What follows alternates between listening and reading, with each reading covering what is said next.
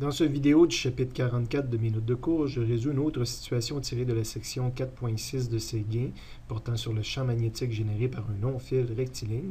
Il s'agit de la situation 3 qui s'intitule La force entre deux longs fils parallèles et dont on peut prendre connaissance à la page 378 de Séguin. Après la première lecture, on relit en essayant d'identifier nos données, donc deux longs fils rectilignes parallèles à l'axe des X.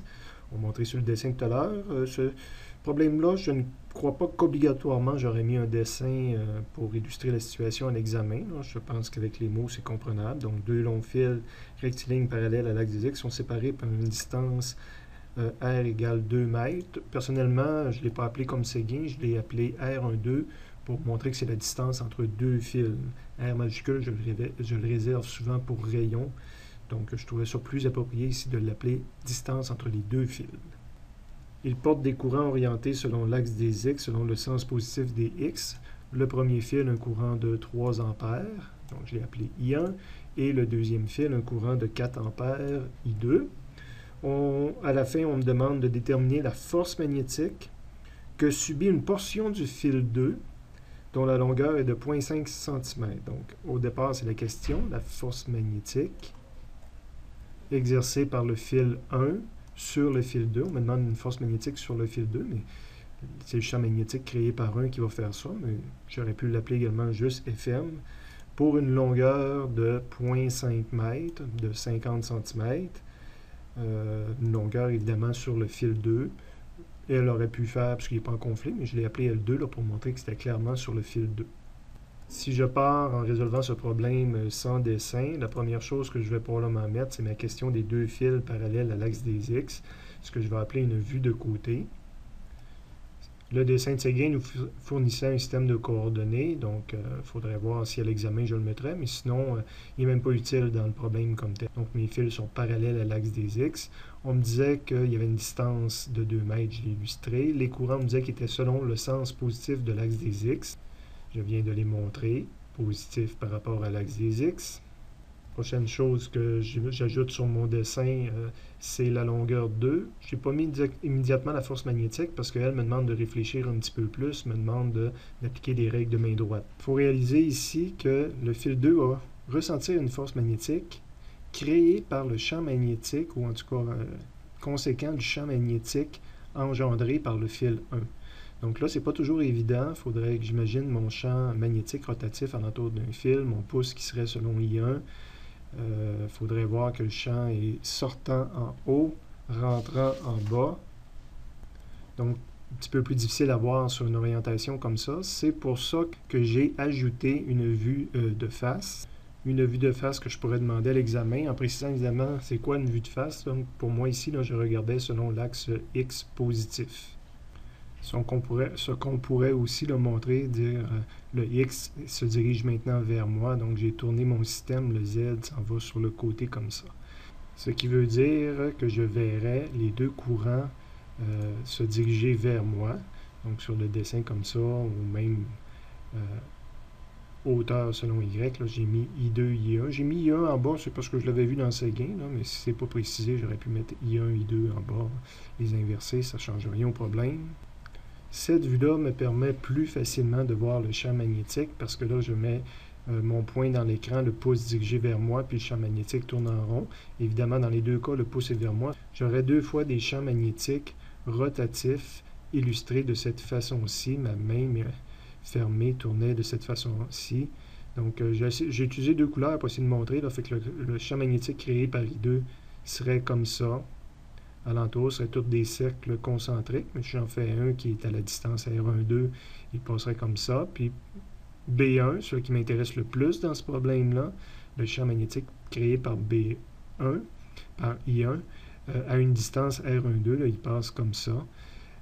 Donc, ça me permet là, de mieux voir la distribution dans l'espace des champs magnétiques. Ça permet de bien voir le champ magnétique, mais pas nécessairement de bien localiser le champ, la force magnétique, parce que là, il faut que je fasse ma règle de main droite. La main, bras dirigé comme I, donc il faut que je m'imagine la main, mon bras qui sort de l'écran, donc ça, il faut que je tourne un peu des fois pour faire ça. Et le champ magnétique à cet endroit-là de l'espace, c'est une tangente à mon cercle rouge ici, donc c'est une flèche qui s'en va sur le côté comme ça. Fait que mes doigts doivent tourner sur le côté, puis je verrai une force magnétique vers le bas. Je peux le dessiner en haut du fil ou en bas du fil.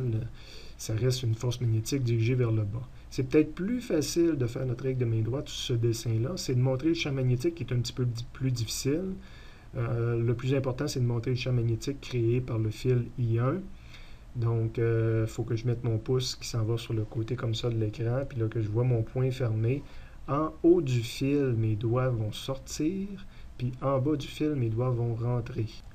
Donc, je les montrerai comme ça. Évidemment, j'ai besoin juste de l'illustrer une fois, là, mais je vais mettre des B1 là, un peu partout en haut, proche du fil. Donc, en haut, les B1 sortent de l'écran, puis les B1 en dessous du fil I1 rentrent dans l'écran. Fait que là, ça prend votre pouce selon I1, puis imaginez votre poing fermé qui représente ces champs-là.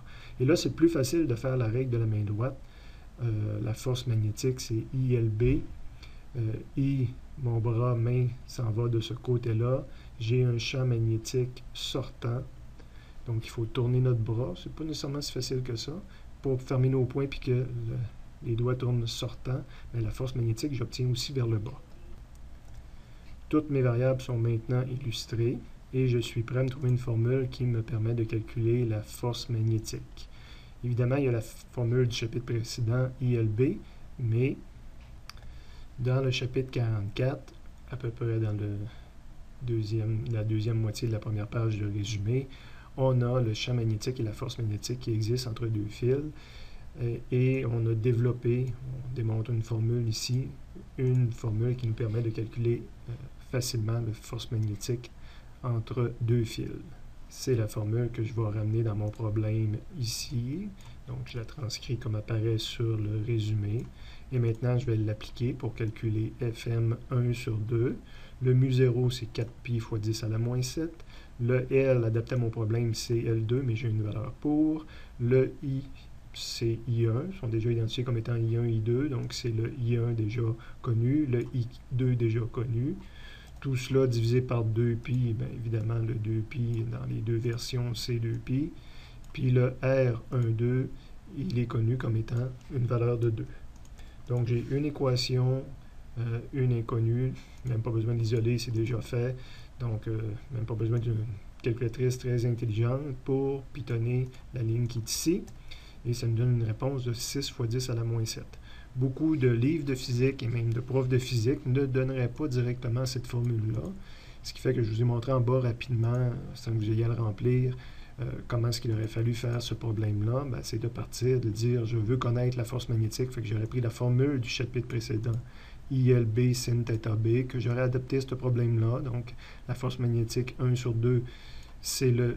Évidemment, c'est le courant dans le fil 2, parce que je le fais sur le fil 2, fois la longueur du fil 2, 0,5 connu, fois le champ magnétique créé par un autre fil sur ce fil-là, donc B1 sur 2, que je n'ai pas de valeur de donner dans le problème, fois le sin entre la longueur ici et le champ magnétique B, il y a 90 degrés entre les deux. Donc, j'aurais eu une équation et deux inconnus, et là, j'aurais utilisé la formule du champ magnétique du présent chapitre, mu0i divisé par 2πr, que j'aurais dit, ben, je calcule le champ magnétique créé par le premier fil, mu0 est connu, le I1 qui crée ce B1-là est connu, c'est 3 divisé par 2pi, divisé par la distance à laquelle je veux connaître le B1, qui est R12, qui est 2. Ces deux équations-là, mises dans une calculatrice, m'auraient donné la même réponse. Ce qui est montré dans la calculatrice ici, fait que j'ai la version en haut, ce que j'ai essayé juste avec une équation, j'ai obtenu ma réponse, puis j'ai la version où j'ai deux équations ici au centre. L'avantage de la deux équations, c'est qu'en plus d'obtenir la force magnétique, j'obtiens le champ magnétique créé par B1. Mais si ce n'est pas requis, la première façon de le faire est très très bonne. Dans le bas de la page, ben, j'ai fait le développement de dire, si je le résolvais moi-même selon calculatrice, sans calculatrice, je mettrais la deuxième équation dans la première. Donc, je rentre la deuxième équation dans la première équation, c'est I2L, B1 1 sur 2, je le remplace par tous les termes qui sont ici, donc tous les termes que j'ai retranscrits ici. Il y a toujours le signe de 90 qui va disparaître de toute façon. Ça peut me donner soit des chiffres, hein, j'avais 4, 0.5 puis B01 est maintenant connu, donc je pourrais le calculer de cette façon-là à la place, qu'on voyait dans la calculatrice tout à l'heure. Mais si je le garde sous forme de symbole, je m'aperçois que ça donne la formule que moi je vous fournis. Là, est écrit spécifiquement pour la force magnétique 1 sur 2, mais si on regarde en haut, c'est la même formule qu'on a ici en jaune de façon générique. Et on pourrait démontrer également que si à la place je calcule Fm2 sur 1, je vais arriver aussi à la même formule qui est ici. Donc, il y a une symétrie dans le système. Si je place mes doigts, symétrie, mais je pourrais me demander, même si une symétrie, ça pourrait être la même force dirigée vers le bas, ce qui serait surprenant parce que pour les forces, il existe la troisième loi de Newton quand on utilise les indices. Mais si on met... Là, il faut réaliser qu'il va falloir s'intéresser au champ magnétique. Pour aller chercher la force sur l'autre fil, il faut s'intéresser au champ magnétique créé par le fil I2, qui est montré sur le dessin ici, donc qui est sur le côté comme ça. Fait qu'il faut imaginer notre bras qui sort de l'écran, le courant qui est vers là, mon pouce est vers le haut. Donc ici, j'arriverai que Fm2 est vers le haut, cohérent avec la troisième loi de Newton. De ce côté-ci, il faut que je trouve, si je voudrais le faire, il faudrait que j'illustre le champ magnétique créé par I2. Il faut que je mette mon pouce selon I2. Évidemment, en haut du fil, ça va être sortant, tout comme en haut du fil 1, on mettait des champs magnétiques sortants, sauf que là, en haut, ça va être juste ici. Puis partout ici, je vais être en bas, ça va correspondre au champ magnétique de lui, les doigts qui sont rentrants dans l'écran. Donc, c'est pas mauvais de se pratiquer encore une fois puis de comprendre ces choses-là. Donc, ici, j'ai un champ magnétique sortant en haut, puis j'ai un champ magnétique rentrant en bas partout. Et maintenant, ce champ magnétique-là rentrant va interagir avec I1. Donc, je mets mon bras comme I1, mes doigts comme B2 qui rentrent dans l'écran. J'ai mon pouce vers le haut, Fm2 vers le haut.